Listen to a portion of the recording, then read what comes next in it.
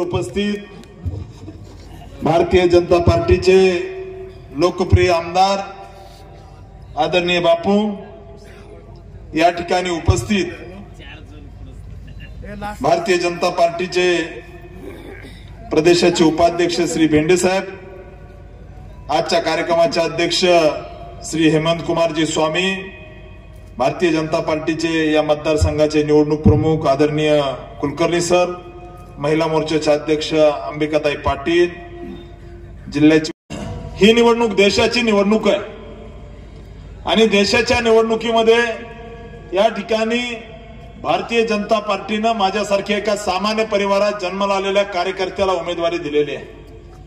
मित्रांनो, सगळ्यात महत्वाची गोष्ट आहे की ही निवडणूक देशाची निवडणूक आहे आणि नरेंद्रजी मोदी यांनी मागच्या 10 वर्षामध्ये जी विकासाची गंगा आणली त्या विकासाच्या जोरावरती आम्ही ही निवडणूक लढवतोय। मित्रांनो, मोदीजीने काय केलं तर मोदीजीने या देशातले रस्ते चांगले केले। मोदीजीने काय केलं तर या ठिकाणी ऊसाच्या FRPचा प्रश्न होता, मोदीजीने साखरेचे भाव त्या ठिकाणी व्यवस्थित करून शेतकऱ्याला ऊसाच्या FRPची रक्कम देण्यासाठी कारखानदाराला त्या ठिकाणी एक मर्यादा आखून दिली। मित्रांनो, मोदीजीने काय केलं तर मोदीजीने गेली 500 वर्षापासून तंबूत असणाऱ्या आपल्या प्रभू रामाचं मंदिर अयोध्येमध्ये बांधलं। मित्रांनो, ही निवडणूक देशाची निवडणूक आहे। स्थानिक विषयावर बापू बोललेले आहेत। या ठिकाणी या तालुक्याच्या विकासासाठी कुणी काय केलं या दक्षिणच्या जनतेला पक्क माहिती आहे। या 2014 पूर्वी या ठिकाणी या दक्षिण तालुक्यामध्ये काय चाललं होतं इथल्या जनतेला पक्क माहिती आहे। वाळू माफियाचा सुळसुळाट या तालुक्यामध्ये होता, बरोबर आहे ना मित्रांनो? या तालुक्यामध्ये त्या ठिकाणी काय काय चालू होतं इथल्या जनतेला पक्क माहिती आहे।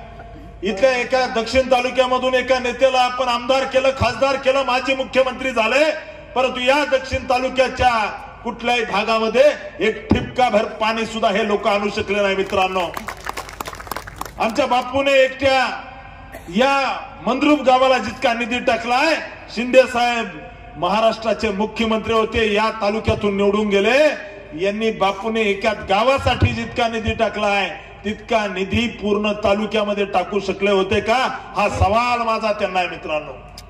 मित्रांनो, ही निवडणूक या ठिकाणी विकासाची निवडणूक आहे आणि तुम्ही ठरवायचं आहे। भारतीय जनता पार्टी नरेंद्रजी मोदी पंतप्रधान झाले तर देशाच्या कानाकोपऱ्यामध्ये फटाके वाजतात, गुलाल उधळतो, परंतु आपण जर पाहिलं तर काँग्रेस जर जिंकली तर पाकिस्तानमध्ये फटाके फुटतील। मित्रांनो, तुम्ही ठरवायचं, भारतीय जनता पार्टी जिंकल्यानंतर भारतात फटाके फोडायचे का काँग्रेस जिंकल्यानंतर पाकिस्तानमध्ये फटाके फोडायचे, तुम्ही ठरवायचं। मित्रांनो, जय श्रीराम, जय श्रीराम। मित्रांनो, ही काँग्रेस एक काळातली अशी काँग्रेस होती ज्या काँग्रेसने त्या ठिकाणी कोर्टामध्ये अफिडेव्हिट दिलं होतं, कोर्टामध्ये प्रतिज्ञापत्र दिलं की राम अस्तित्वात नाहीये, राम हा काल्पनिक आहे। या ठिकाणी रामाचं अस्तित्व नाकारलं आणि मित्रांनो, ज्यावेळेस राम मंदिर झालं त्यावेळेस आपल्या साधू संतांनी काँग्रेसवाल्यांना निमंत्रण दिलं।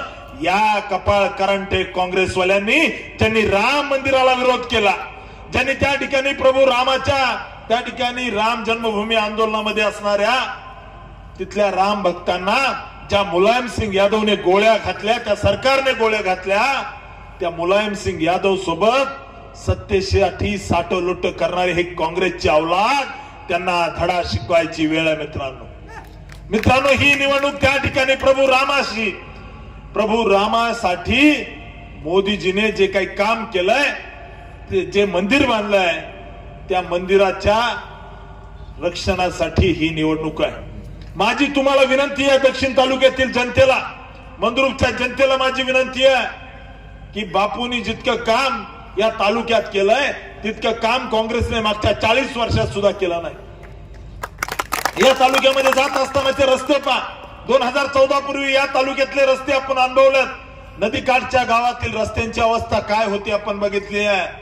माझी तुम्हाला विनंती आहे, सरळ सरळ निवडणुकीमध्ये फाईट आहे। MIMच्या ओवेसीने आणि काँग्रेसने या मतदारसंघामध्ये युती केलेली आहे। मित्रांनो, या सगळ्यांनी ठरवलंय मोदींना हरवायचं, तुम्ही हरवून देणार का? तुम्ही हरवून देणार का? मित्रांनो, एमआयएम आणि काँग्रेसची युती आहे. माझी तुम्हाला विनंती आहे, आपण जर आता चुकलो तर आपल्याला आपला भविष्यकाळ कधीही माफ करणार नाहीये. मित्रांनो, या ठिकाणी गावातलं गटर झालं नाही, गावातलं त्या ठिकाणी एखादा विषय असतो छोटासा, हा झाला मग नाही म्हणून ही निवडणूक नाहीये. मित्रांनो, ही निवडणूक देशाचं भविष्य ठरवणारी आहे. ही निवडणूक या ठिकाणी या देशाचं वैभवशाली इतिहास जो आहे, गौरव जो आहे, अभिमान जो आहे, तो जोपासणारी निवडणूक आहे. तुम्ही सांगा बरं, मोदीजी नसते तर राम मंदिर झालं असतं का? आवाज येत नाही, झालं असतं का? सुशील कुमार शिंदेनी राम मंदिर केलं असतं का? अरे, हिंदूंना आतंकवादी म्हणणाऱ्यांची यांची औलाद यांनी राम मंदिर आणलं असतं का? भगवाला आतंकवादी म्हणणाऱ्यांची औलाद यांनी राम मंदिर बांधलं असतं का? मित्रांनो, आळंदी पासून पंढरपूर पर्यंत या ठिकाणी इथली जनता भगवा घेऊन प्रभू रामाचं दर्शन करणारी ही जनता, आमचा वारकरी या ठिकाणी खांद्यावर भगवा घेऊन आळंदी पासून पंढरपूरला येतो, तिरुपतीला जातो, श्रीशैलमला जातो, वेगवेगळ्या भागामध्ये जातो. जो भगवा या ठिकाणी आपल्या जगद्गुरूच्या अंगावर आहे, जो भगवा त्या ठिकाणी छत्रपती शिवाजी महाराजांनी गड किल्ल्यावरती फडकवला, अफजल खानाचा कोथळा काढून फडकवला, जो भगवा त्या ठिकाणी शाहिस्ते खानाची बोट छाटून भडकवला, त्या भगव्याला हे आतंकवादी म्हणलेत. मित्रांनो, आणि दुसरं कोणी म्हणलं नाहीये. समोरचे उमेदवार आहेत, यांचे पप्पा आपल्या भगव्याला आतंकवादी म्हणलेत. मित्रांनो, याचा बदला घेण्याची ही वेळ आहे. मित्रांनो, हे म्हणतात सोलापूरची लेख, अरे माझ्या बापांनी सुद्धा या मातीमध्ये ऊस तोडलेला आहे. सिद्धेश्वर कारखान्यावर माझ्या माय बापांनी इथं ऊस तोडलेला आहे. ही सोलापूरची लेख म्हणतायत. मित्रांनो, माझी तुम्हाला विनंती आहे, आपल्या घरातल्या लेकी जर सुरक्षित ठेवायच्या असल्या ना तर भाजप शिवाय पर्याय नाहीये. काय झालं मित्रांनो नेहा हिरेमठचं? काय झालं नेहा हिरेमठचं? एक सामान्य हिंदू लिंगायत परिवारात जन्माला आलेली आपली बहीण कॉलेज मधल्या त्या फैयाज शेखला त्या ठिकाणी त्याच्या एकतर्फी प्रेमाला लाथ मारली, कारण ती धर्माभिमानी होती. ती त्या ठिकाणी रोज महादेवाची पूजा करायची. त्या आपल्या नेहा हिरेमठला भर कॉलेजमध्ये चाकूने फोसकून मारलं. मित्रांनो, आज जरी ती हुबळीची घटना असली तरी सोलापूरमध्ये अशा घटना जर घडून द्यायच्या नसल्या तर भाजप शिवाय पर्याय नाहीये. मित्रांनो, माझी तुम्हाला विनंती आहे, ही निवडणूक त्या ठिकाणी प्रणिती शिंदे विरोधात राम सातपुते नाहीये. मित्रांनो, ही निवडणूक नरेंद्र मोदी विरोधात राहुल गांधी, नरेंद्र मोदी विरोधात ओवैसी, नरेंद्र मोदी विरोधात शरद पवार, नरेंद्र मोदी विरोधात लालू यादव, या देशातली ज्यांनी देश 70 वर्ष लुटून खाल्ला, ज्यांनी या ठिकाणी या देशातील गोरगरीब जनतेच्या हक्काचा पैसा खाल्ला, अशा सगळ्या भ्रष्टाचारी बांडगुळांच्या विरोधातली ही निवडणूक आहे. मित्रांनो, माझी तुम्हाला विनंती आहे, तुम्ही ठरवायचंय. आम्ही फॉर्म भरला, आम्ही त्या ठिकाणी माझ्या उमेदवारीचा फॉर्म भरताना 50,000पेक्षा जास्त संख्येने आम्ही फॉर्म भरायला गेलो. परंतु मित्रांनो, आमच्या त्या ठिकाणी रॅलीमध्ये आम्ही भगवा झेंडा घेऊन गेलो. आम्ही त्या ठिकाणी एलकोट म्हणत रासपाचा पिवळा झेंडा घेऊन गेलो, पूजनीय डॉक्टर बाबासाहेब आंबेडकरांचा निळा झेंडा घेऊन गेलो. मित्रांनो, परंतु समोरच्या काँग्रेसच्या लोकांनी उमेदवारी अर्ज भरत असताना एका विशिष्ट समुदायाला खुश करायचंय म्हणून हिरवे झेंडे नाचवले. मित्रांनो, हिरवे झेंडे. माझी तुम्हाला विनंती आहे, ही निवडणूक त्या ठिकाणी समोरचा उमेदवार म्हणतोय रामावर रडू नका, रामावर लढू नका. माझी तुम्हाला विनंती आहे, तुम्ही आम्हाला म्हणता रामावर लढू नका, मग तर तुमच्या रॅलीमध्ये, काँग्रेसच्या रॅलीमध्ये हिरवे झेंडे आपण कसे काय नाचवले, याचं उत्तर तुम्हाला द्यावं लागेल. मित्रांनो, ही निवडणूक राम सातपुते लढवत नाहीये, एक सामान्य शेतकऱ्याचा मुलगा ही निवडणूक लढवतोय. तुमच्या सारख्याच घरात जन्माला आलोय, तुमच्या सारखाच जिल्हा परिषदेच्या शाळेत शिकलोय, तुमचा सारखाच एसटीने अपडाऊन करून कॉलेज केलेला आहे. अतिशय सामान्य परिवारात जन्माला आलोय. ठीक आहे, मी गरीबाच्या परिवारात जन्माला आलो, माझ्या आई वडिलांनी ऊस तोडीचा कामगार म्हणून काम केलंय, शेतकऱ्याचा मुलगा आहे. मित्रांनो, यांच्यासारखा सोन्याचा चमचा तोंडात घेऊन जन्माला आलेला राम सातपुते नाहीये, संघर्ष करून इथपर्यंत आलेला आहे. संघर्ष करून इथपर्यंत आलेला आहे. मित्रांनो, माझी तुम्हाला विनंती आहे, ही निवडणूक एका माजी मुख्यमंत्र्याची राजकन्या आणि तुमच्यासारखा शेतकऱ्याच्या घरात जन्माला आलेला मुलगा अशी ही निवडणूक आहे. मित्रांनो, तुम्ही ठरवायचं या ठिकाणी, या भागामध्ये, या दक्षिण मध्ये मुख्यमंत्री असते तर काही करू शकले असते. बापू आमदार आणि मंत्री झाले तर त्यांनी इतके काम या तालुक्यासाठी केले. मुख्यमंत्र्याच्या हातात काय असतं हे आपल्या सगळ्यांना माहिती आहे. मुख्यमंत्र्यांनी ठरवलं की मंद्रुपला पर्यटन क्षेत्र करायचंय, कुठलाही प्रोजेक्ट आणू शकते, 2 मिनिटाचं काम आहे.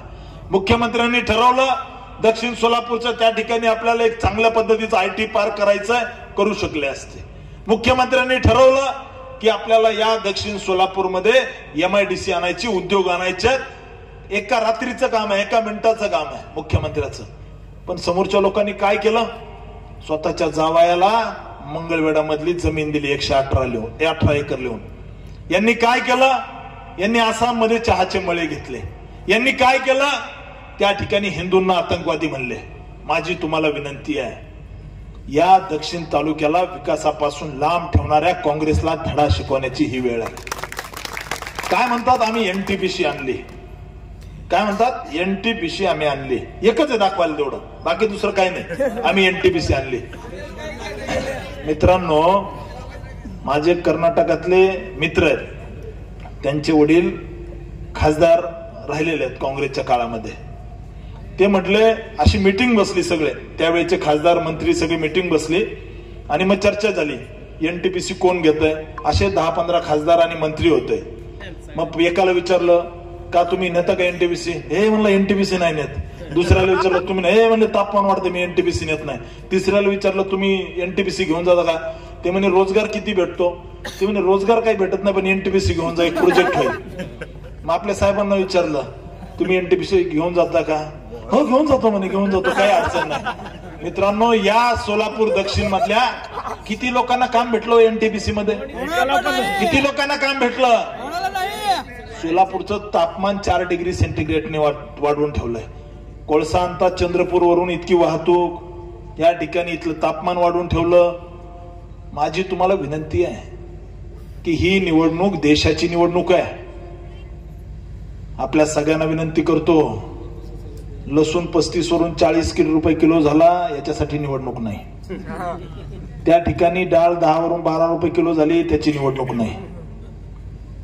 आपल्या सगळ्यांना विनंती करतो, ही देशाची निवडणूक आहे आणि मोदींची निवडणूक आहे. राम सातपुतेला मतदान म्हणजे मोदींना मतदान आहे. मोदींना मतदान आहे. भावांनो, दारातली तुळस आणि मंदिरावरचा कळस जर सुरक्षित ठेवायचा असेल ना, तर भाजपशिवाय पर्याय नाहीये. भाजपशिवाय पर्याय नाहीये. मित्रांनो, या ठिकाणी या निवडणुकीमध्ये काँग्रेसवाल्यांनी सरळ सरळ जाहीरनामा दिलाय. सरळ सरळ, अधिक स्पष्ट बोलतो मी, मंद्रुपकर हुशार आहेत, अधिक स्पष्ट बोलतो. काँग्रेसवाल्यांनी जाहीरनाम्यात काय दिलंय? काँग्रेसवाल्यांनी जाहीरनाम्यामध्ये दिलंय की आम्ही जर सत्तेत आलो तर समजा मळशीद मुगळे यांच्याकडे समजा जर 50 लाखाची प्रॉपर्टी असेल आणि त्या ठिकाणी मळशीद मुगळेची प्रॉपर्टी आम्ही ज्यांचे जास्त लेकर आहेत त्यांना वाटणार, अशा पद्धतीने जाहीरनाम्यात दिलंय. आता तुम्ही ठरवा, आपल्या सखारामची प्रॉपर्टी तुम्ही अफजलला देणार का? आपल्या मळशिदीची प्रॉपर्टी तुम्ही फयाजला देणार का? तुम्ही ठरवायचंय भावांनो, तुम्ही ठरवायचंय. अफजल खानाच्या कबरीच्या दारातल्या झाडाला पाणी टाकणाऱ्या या काँग्रेसच्या औलादीला धडा शिकवणार का? अफजल खानाची कबर 70 वर्षानंतर भाजपचं सरकार आलं, देवेंद्रजीने रात्रीमध्ये उकळून फेकून दिली प्रतापगडावरची. माझी तुम्हाला विनंती आहे, बाबरीचं गुणगान गाणाऱ्या या काँग्रेसवाल्याला ही धडा शिकवण्याची वेळ आहे. स्पष्ट बोलणारा कार्यकर्ता आहे, संघर्षाने इथपर्यंत आलो आहे. इकडे घेणार नाही. मत मागायला आलोय आणि हो आम्ही हिंदुत्वावर मत मागतो, त्याच्याबद्दल आमच्या मनामध्ये शंका नाहीये. आमचं हिंदुत्व या ठिकाणी संविधानाची रक्षा करणारं हिंदुत्व आहे. पूजनीय बाबासाहेब आंबेडकरांना मानणारा मी कार्यकर्ता आहे. संघर्षातून इथपर्यंत आलाय. बाबासाहेबांचं जर संविधान नसतं तर मी आमदार झालो नसतो आणि आज खासदारकीचा उमेदवार सुद्धा झालो नसतो. त्यामुळे मित्रांनो, येत्या काळामध्ये आपल्या सोलापूरमध्ये जर नेहा हिरेमठ सारखी आपली एखादी बहीण बळी जाऊ द्यायची नसेल तर भाजप शिवाय पर्याय नाहीये. त्यामुळे मी आपल्या सगळ्यांना मंद्रुपकरांना विनंती करतो की या निवडणुकीमध्ये विचार करताना आपण मोदीजींना पाहावं. मतदान करत असताना आपण राम आएंगे गाणं आठवावं. मतदान करत असताना आपण या दक्षिणमध्ये भविष्यामध्ये उद्योग आले पाहिजे. सोलापूरमध्ये IT कंपन्या आल्या पाहिजे. सोलापूरचे रस्ते चांगले, सोलापूरमधल्या वेगवेगळ्या भागामध्ये विकासाची गंगा आली पाहिजे. यांचा एक खासदार निवडून येऊन काय करणार आहे? ते वर मोदीजी आहे, वरती मोदींचं सरकार आहे. त्या ठिकाणी त्यांच्या लेटर हेडवरचा पंजा बघून यांना कोणी निधी देईल का? बरं, आज त्यांनी बोर्ड लावले सोलापूरमध्ये, मी हे करेल, मी ते करेल, मी असं करेल, तसे करेल. बापू चौकात बोर्ड लावलेत, मी हे करेल, ते करेल. मित्रांनो, समोरच्या उमेदवाराला शास्त्री नगर आणि नई जिंदगी सोडून काहीच आठवत नाही. काही घेणं देणं नाही बाकी त्याचं. एक आजीचा व्हिडिओ आला होता बापू, आजीचा व्हिडिओ आला होता. त्यांना विचारलं मीडियावाल्याने की हे कधी तुमचे आमदार कोण आहेत? ते म्हणे शिंदे, प्रणिती शिंदे. मग ते मीडियावाल्याने विचारलं की ते तिकडे कधी येतात का? हे नाही बाबा, ते शास्त्रीनगरला असतात म्हणे, इकडं नाही येत, नई जिंदगीमध्ये असतात. मित्रांनो, माझी तुम्हाला विनंती आहे, चूक होऊ देऊ नका, चूक होऊ देऊ नका. पूर्ण ताकदीने लढा. ही निवडणूक धर्मविरोधात अधर्माची निवडणूक आहे. ही निवडणूक इथं शिंदे उमेदवार नाहीये, ओवेसी उमेदवार हे लक्षात राहू द्या. इथं अक्रोबुद्दीन ओवैसी उमेदवार हे लक्षात ठेवून तुम्ही मतदान करा. येत्या 7 तारखेला भगव्यासाठी मतदान करा. राम सातपुतेला मतदान म्हणजे मोदींना मतदान, राम सातपुतेला मतदान म्हणजे विकासाला मतदान. आपण सगळ्यांनी पुढचे 2 दिवस आहेत मित्रांनो, पैसे घेऊन येतील, कुणी दम देईल, कुणी काय करेल. मी दक्षिणच्या भाजपाच्या कार्यकर्त्याला विश्वास देतो, तुमच्या केसाला जरी धक्का लागला ना, हा राम सातपुते तांडव केल्याशिवाय राहणार नाही. कुणाच्या बापाला घाबरायची गरज नाहीये, कुणालाही घाबरायची गरज नाहीये. एक काळ होता तो 2014 पूर्वी बापूंनी गाडून टाकलाय. 2014 पूर्वी यांची दहशत संपून टाकली. तुमच्या केसाला जरी धक्का लागला ना तर आम्ही तांडव करू, तांडव. एवढंच या ठिकाणी सांगतो. आपण पूर्ण ताकदीने लढा. तुमच्या मागे ताकदीने या ठिकाणी राम सातपुते पुढचे 5 वर्ष बापूंच्या खांद्याला खांदा लावून काम करेल. एवढंच या ठिकाणी सांगतो आणि थांबतो. जय श्रीराम.